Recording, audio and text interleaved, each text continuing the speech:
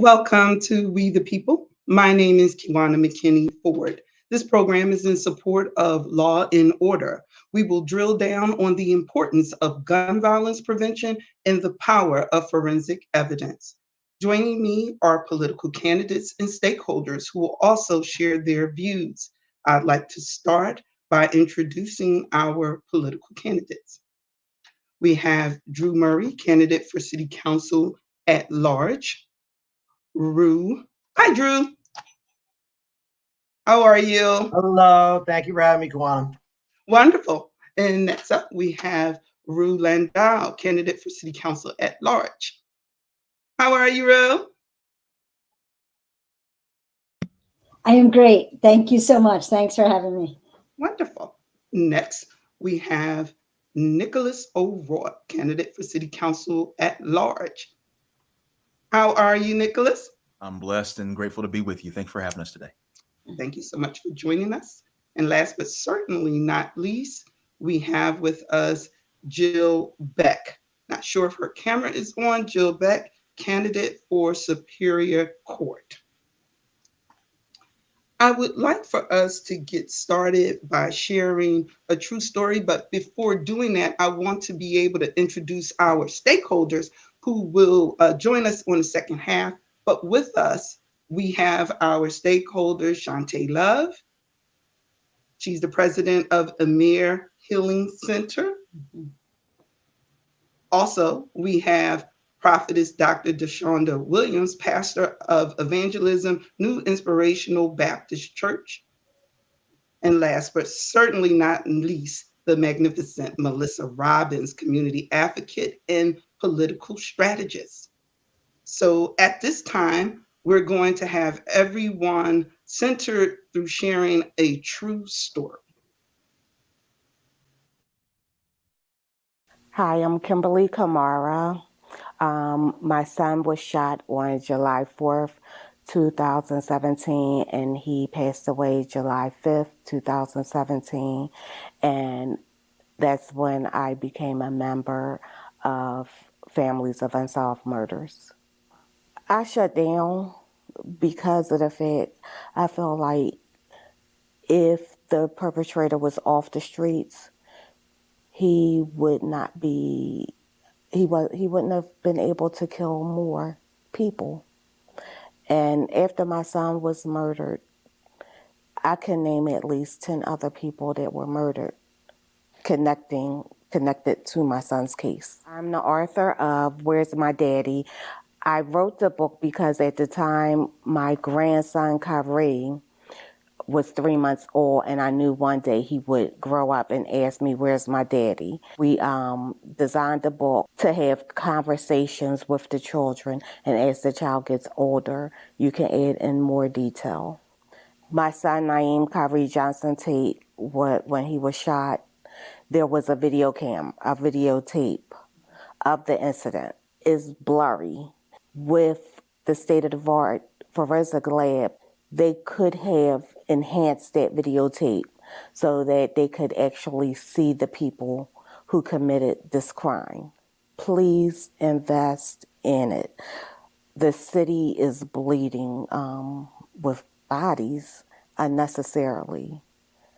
And it's a shame that, we have out-of-town family members that want to come to Philadelphia, and I'm like, no, Philadelphia is not allowed to have company right now. We don't know how to eat. And I just don't want to have that on my conscience. Kimberly, I want to thank you for sharing your story with us. And now, with our political candidates, we're going to enter our lightning rod session.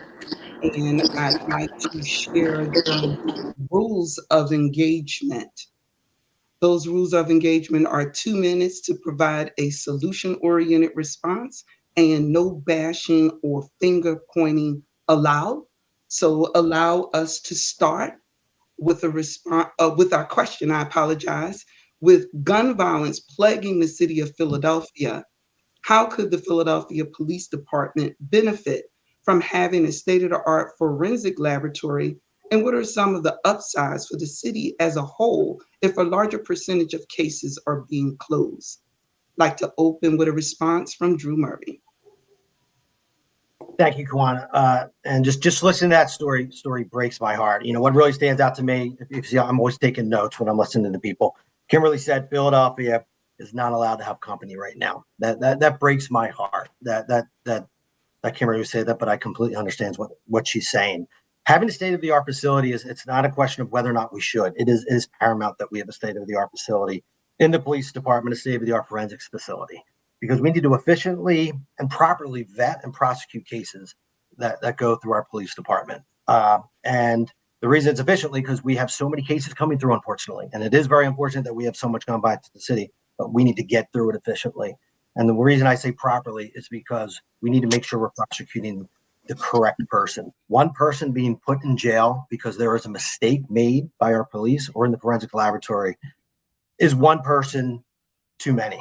And it's so important for these victims and these victims' families, I should say, to have that closure. It is so important for them. That cannot be understated. We have too many families in this city whose children have been lost by gun violence, whose fathers, whose mothers, whose brothers, whose sisters.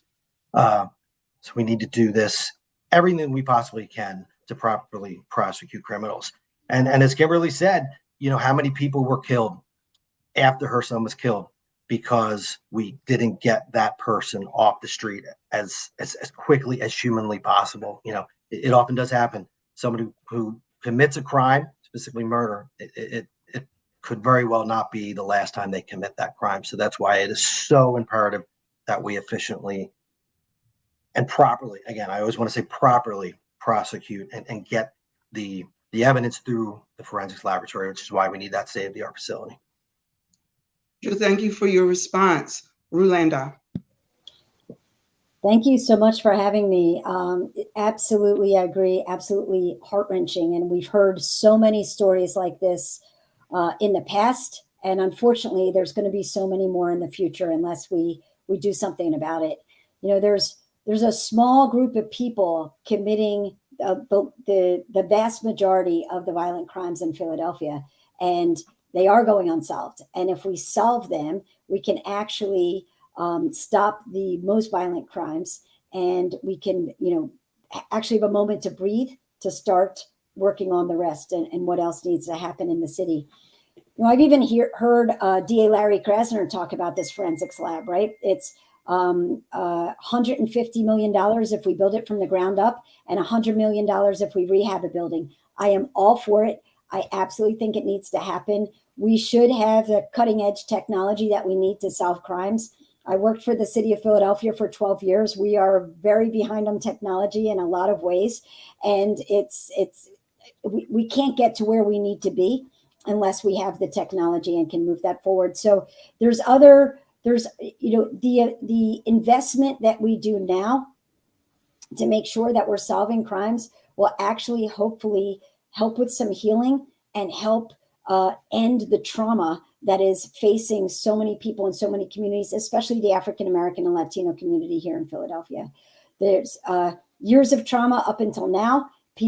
Folks are getting traumatized by gun violence, and then the families remain traumatized both by unsolved murders and also just by the acts that happen. Enough's enough, got to stop it. And I think this is really an opportunity for us to have cutting edge technology to help us solve the crimes and really start moving the city forward.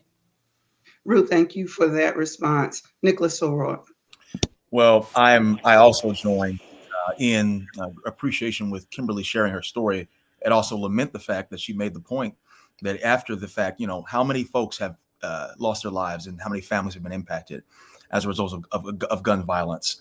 And so I also am in agreement that state-of-the-art forensic labs are essential tools for both law enforcement and the district attorney. I believe the DA has been advocating for this type of investment for some time throughout the term of his office.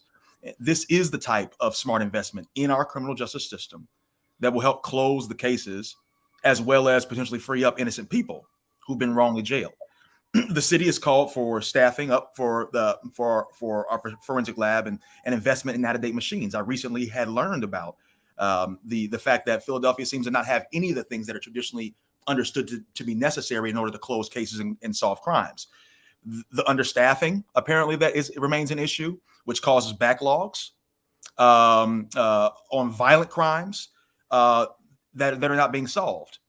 This is the kind of stuff that I believe corrodes and erodes trust from the community into the police department at a time when we need to be engendering more confidence. If we're able to more quickly process forensic evidence, we can make sure that the city is doing all it can to help actually solve, public health crisis like gun violence. One example where this would be a huge benefit is in the backlog of rape cases. The city is currently facing a major backlog of them. Forensic scientists for the city have pointed out 100-day wait times for rape kits, which to me is fundamentally unacceptable, particularly in this time, at any time, but certainly now. I think by investing in this type of equipment and staffing, we are also better able to coordinate with state and federal agencies, which I have seen more active in the city over the last few months. With the growth of ghost guns and the rampant use of illegal guns, this is one of the proven ways that we can target the type of illegal firearms that are the cause of so much of the violence in our city, how many folks are getting their hands on those. And one of the best ways that we can actually build trust between law enforcement and communities impacted by gun violence crime is by just clearing more cases. I think that's what it really comes down to. This has the potential to create more cooperation in our communities that are most affected by gun violence, the Black and brown communities, particularly. And it's through this building of this trust that we're going to be able to begin to see more effective community policing strategies come to fore. And so I think this is what I mean on my campaign when we talk about governing with a sense of care and common sense. This is the kind of common sense investment that is essential if we are serious about measurably reducing the number of people who are impacted by gun violence or impacted by crime in this community. And I believe that we can get it done if we make those investments. We have to have the political will. Wonderful. Thank you so much, Nicholas, for that response. Jill Beck. Thank you very much. So I'm a candidate for Superior Court. So my position on this and my angle on this is a little different than the other candidates who've spoken. The Superior Court hears criminal appeals. It also hears civil, family, juvenile, and orphans court appeals. We are the court of last resort for about 98% of cases that come before us. So when we're talking about, the sufficiency of the evidence, the propriety of the evidence. I just want to interrupt for 1 second. I think someone is close to you with a microphone because we're getting this feedback. Zach, do you hear that? I do. I don't know. By moving over here a little bit. Let's see. Is this any better? Yeah, that sounds a bit better. Okay, I apologize for that. So, the Superior Court is the court that is going to be the last to hear most of these cases. The court that's going to make the decision as to whether a conviction stands, as to whether the evidence is sufficient, whether the police did their job. This is an important job to ensure that, justice is served on both ends of the spectrum. And we need to make sure that the people sitting in these seats have an understanding of what what the issues people are facing. I myself have worked on gun sale cases, representing fallen officers who were shot by fleeing felons with illegally purchased guns, a domestic violence victim who was shot by her estranged husband. These are cases that matter, and we need to make sure that people understand exactly what the law is and how it should be applied equally, equitably, and fairly to every single person and entity that comes before the court. Well, thank you very much for your response. I want to thank each of the candidates for your response and in joining us. At this point, we're going to move on to the next segment. Which side are you on? And which side are you on? We are going to be bringing back our stakeholders and, of course, revisiting those rules of engagement, 2 minutes to provide a solution-oriented response. No bashing or finger pointing allowed. All right. Well, thank you so much for joining us. And I'm going to open up with Prophetess Dr. Deshonda Williams. Greetings, greetings. Thank you so much for having me on here tonight. I think, listening to each of the candidates, they provided some great opportunities for solutions. In response to the question around, do we need this type of state-of-the-art facility? We do. This is really about problem solving. This is really about providing the investigative tools that will be needed to help solve many of these crimes. I like what Nicholas was sharing about in his response about, I wrote it down. He says not having the correct tools to use and the understaffing. I think that's very, very important. Working with people in the community who are co-victims of homicide, one of the major issues is that they feel like sometimes they don't always get that feedback or that follow-up about their particular loved one's case. And a lot of times it's because they've been told that, a particular detective may have 50 to 60 cases, and that their case is not the only case. And so how do you navigate that person emotionally to say, in so many words, you have to wait because I have other people too? No, we need to find the people. We need to retain and recruit the individuals that will be able to be in this facility to have the accessibility to those tools, so that in that state of the art, I would hope to see, I heard that it was over $100-some million to have built or to rebuild. In other words, in that budget, we need enough money to also have a wing for emotional trauma care. We need to have a component where there are advocates who can go out, or community advocates, like stakeholders, to be participants of that facility, to say, we understand, we know, we're out there, we're the eyes, hands, and feet for these people advocating, and we know what they need because we've sat face to face and we've held their hands and we've given them the tissues to wipe their eyes. So I totally believe that we need this and we need to advocate for this. And I believe it's in the budget. We just have to, fight for it to make it become more aware and more substantial for moving forward, so that people can come to Philadelphia and not, as the young lady say, have Philadelphia on the ban because we are not acting right. Sure. And when it comes to the candidates, as you heard each of their views, was there anything in particular that stood out for you? I think each of them came with some great, solutions. I just think that what's really going to be important is, how do you navigate that social relationship when you get into office? So we could talk a lot about what we want to do, what we want to see done, but it's really about navigating and getting in the room and really taking what we're saying. We're not just conversating, we're not just collaborating, but now we have to do some implementation. How are we going to strategically strategize? And I think they offer some great insight on what should be done. We just have to get it done. We got to get it done. Understood. Thank you so much for that response. Melissa Robbins. Hi, good evening. Thank you so much, Kiwana, for having me and hosting this much needed platform. The answer is yes, absolutely. The city of Philadelphia does need a forensics lab. When you look at the amount of fatal and non-fatal shootings that take place in the city of Philadelphia, and the low clearance rate historically that we've seen in the city of Philadelphia, not even to mention the many families that have been impacted by gun violence with no solutions and absolutely no closure. Yes, yes, and yes.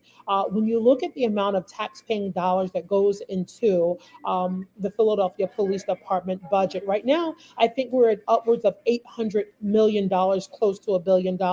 There's no way that we can ask the taxpayers to continuously stand by and see a well-funded balloon budget for our police department, but yet we have a continuous low clearance rate of murders and non-fatal shootings. So one thing that I want to point out is that typically when we go into the world of forensics, we don't see people who look like the victims. So by investing into a state-of-the-art forensics lab, that gives many of our young men and women who have an interest in forensics, who have an interest in police work and criminology, it sends them the message that it's here.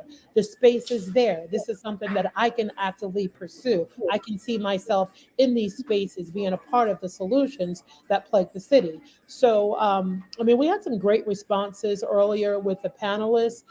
It's just really heart wrenching. Each night when we look at the news, it's family after family after family. While we look at clearing the amount of murders we have, we also need to ask ourselves, why are young people picking up weapons? We know that Harrisburg has preempted Philadelphia, and Philadelphia is not able to pass any common sense gun laws. We know that legislators in the city of Philadelphia cannot do that. So we need to look at our young people and ask ourselves, why are they picking up guns? Why do they feel unsafe? And why does everyone feel the need to carry? Those are the things that we need to be looking at. Yeah, top down, get a forensics lab, make sure that we can have, a DNA crime lab, and make sure that we can be able to clear our cases like the largest four forensics labs in the nation, the FBI, the DEA, ATF, the Postal Service. We're talking about the four largest national forensics labs in the world. And outside of that, I think New York City has the largest forensics lab.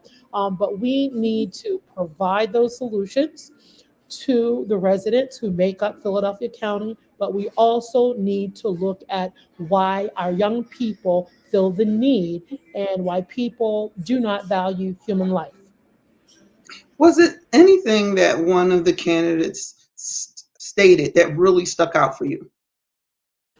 Nothing in particular. They all made great points. These are all conversations that we've had time and time again. I guess the biggest thing now is for the people listening and the people who were asking to cast votes on November the 7th. They've been hearing the same thing forever, Kiwana. People need to know that you are going to follow through on your word. And what does that look like? And people throughout the city don't know what it looks like because historically we've had candidates and people come into office and tell the people they're going to do one thing and they do the most politically expedient thing. We must honor the people. We must honor the many men and women and the communities that make up Philadelphia County and deserve a quality of life. So nothing in particular stood out. What will stand out is following through and doing what you say you're going to do.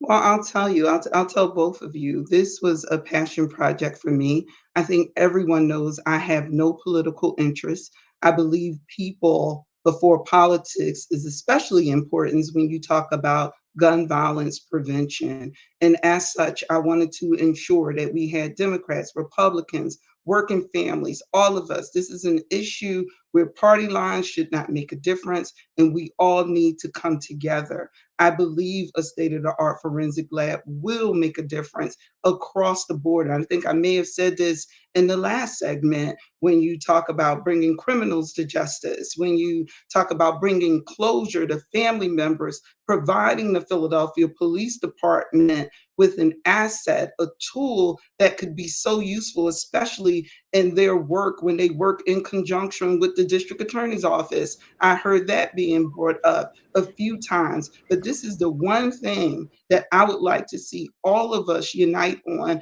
because just the alarming rate of gun violence, the alarming rate of unsolved murders, I understand the impact that it's having. It was hurtful to be out and videotaping individuals who are saying, hey, I actually see the murderer of my relative walk by me every day. Another thing that I thought was extremely important, being solution oriented, bashing and finger pointing does us no good. Articulators of the problem does us no good. The difference is when we can come together and as a united front and take action, an action oriented plan that provides solutions to continue to bring down the rate of closing cases. I think that is key. And, as we come to the close of this three-part segment, is there any parting words that either of you as stakeholders would like to share? Absolutely. Yeah. I want to say that one thing in particular that's very important. We have to solve cases and use a state of the art forensics lab in the way that through a racial lens. Time and time again, we hear murders across the city when the victim is white.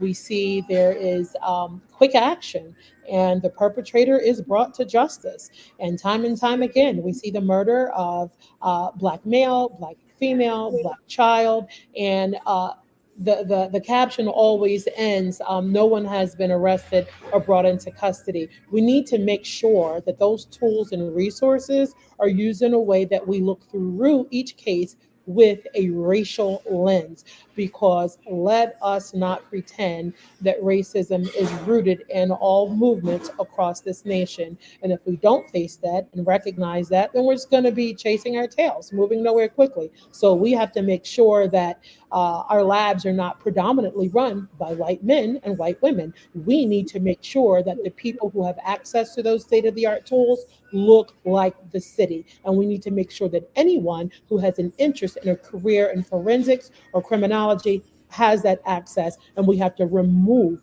all of the barriers that are in place. Thank you Yeah. for that poignant response.